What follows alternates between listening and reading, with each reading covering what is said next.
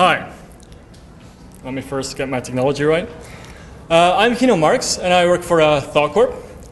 And I'm going to do an experiment here. Whenever I say statement, followed by statement, I want you to say here, here, when you support that statement. So let's try that. It's great to be at Agile Coach Camp. Here. Oh, wow, that's good. So everybody's interactive. Great. Okay, now, my lightning talk is about the World Cup soccer, right? Statement.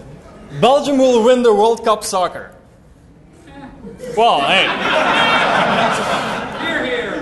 You're all experts because Belgium is not in, right? And Belgium is not qualified, and only good teams are qualified, right? But all the teams that are in, they are good. They probably have practiced a lot of technical systems, right? And a lot of those teams have practiced the same systems. But the World Cup is not the same as a training, right? When they get into one of those games, they will face a different opponent. They will face a different field. And they will need to adapt.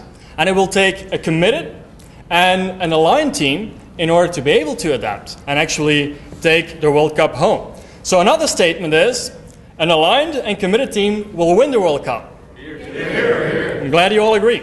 Okay, now there are coaches behind all these teams. And these coaches, they create these aligned teams, right?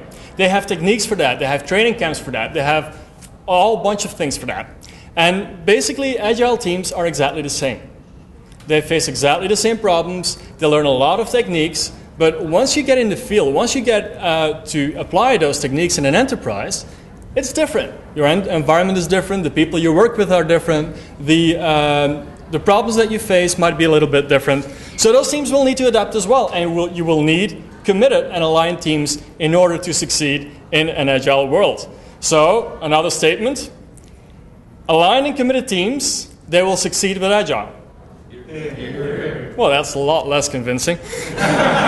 Okay, but yeah, well, that actually doesn't prove my point.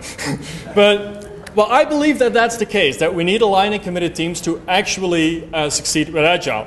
But not a lot has actually been written about techniques to build those strong teams, right? Not a lot has been written about it. We are way too busy talking about Scrum and Kanban, right? What's the best? What's next? We're way too busy about these things. We're way too busy discussing all these processes, and we forget what the real foundations are that we need in order to apply this technique. And yet, the very first statement in the Agile Manifesto is people and interactions over processes and tools. Thank you.